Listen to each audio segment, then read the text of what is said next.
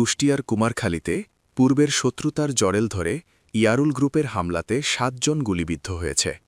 গতকাল রোববার ২২ মার্চ বিকেল ৫:৩০টার দিকে উপজেলার কয়া ইউনিয়নের বেরকালোয়া জামে মসজিদ এলাকায় এ হামলার ঘটনা ঘটে।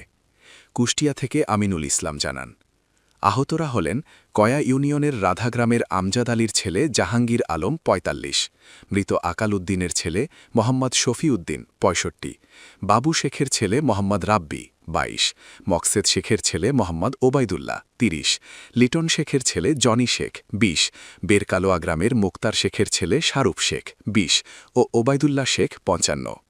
আহতদের মধ্যে রাব্বি, জনি ও শারুফকে স্বজনরা উদ্ধার করে কুমারখালী উপজেলা স্বাস্থ্য কমপ্লেক্সে নিয়ে আসেন। সেখানে প্রাথমিক চিকিৎসা শেষে তাদের কুষ্টিয়া জেনারেল হাসপাতালে প্রেরণ করেন চিকিৎসকরা। অন্যান্যরা গ্রামে প্রাথমিক চিকিৎসা নিয়েছেন বলে জানিয়েছেন হাসপাতালে আসা আহতদের স্বজনরা জানান। সেই ঘটনার জেরে বিকেল ৫টার সময় ইয়ারুল, রতন, নাসির, সোহেল সহ তাদের লোকজন অতর্কিত হামলা করেছে। এতে ৭ জন গুলিবিদ্ধ হয়েছে। ইয়ারু গ্যাং সন্ত্রাসীদের বিচারের আশায় থানায় মামলা করা হবে। কুমারখালী থানার officer in charge OC Jamal Uddin বলেন, পূর্বশত্রুতার জেরে হামলা ও গুলিবিদ্ধের ঘটনা ঘটেছে বলে প্রাথমিকভাবে জানা গেছে। এতে বেশ কয়েকজন আহত হয়ে হাসপাতালে চিকিৎসাধীন রয়েছেন। আইনশৃঙ্খলা পরিস্থিতি নিয়ন্ত্রণে এলাকায় অতিরিক্ত পুলিশ মোতায়েন করা হয়েছে। এখনও লিখিত অভিযোগ পায়নি। অভিযোগ পেলে আইনগত ব্যবস্থা নেওয়া হবে।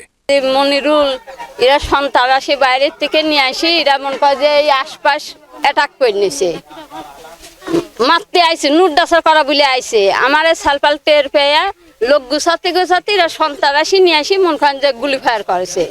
গুলি ফায়ার করেছে আমার ভাই সালে লাগেছে একটা, আমার আরেক ভাসুর সাল লাগেছে। আমার সেই রক্তের কাপড় চুপুর ভেজা থুইছি, একটা অন্য একটা মেঘছি একদম ডুবাই নিয়ে, আর আমার এক ভাই সালের একদম বুক ঝাঁঝরা করে ফেলেছে। আগেও পুলিশ মারছে তারা, নাসির বাহিনী, সন্ত্রাসী, ইয়ারুল বাহিনী সমস্ত তার সাঙ্গপঙ্গ নিয়ে পুলিশগুলোকে যে নদীতে যেভাবে হত্যা করলো। তারপর গত কয়েকদিন আগে ১২ ফেব্রুয়ারিতে নির্বাচন হলো, সেই নির্বাচনের মাঠে আবার বারবার তারা একই অবস্থায় গুলি করতে ছোড়াতে লাগলো। ভোট কেন্দ্র প্রায় অচল হয়েছে, কিন্তু সেন্টারগুলো বন্ধ হয়নি। কিন্তু সেই লোকগুলোর দ্বারাই বারবার এইরকম মাঠে গুলি করতেছে। কিন্তু মাননীয় প্রশাসক মহোদয়ের কাছে আমি অনুরোধ করতেছি, আপনার প্রশাসনরা কেন এইভাবে নীরব থাকছে? কেন তারা এইগুলো জানার পরও তারা জানে না, কেন দেখার পরও তারা দেখে না? মাঠে কেন তারা আসে না? কি জন্য আসে না? এই সাধারণ মানুষ আমরা কোথায় যাব, অবস্থান কোথায় নেব?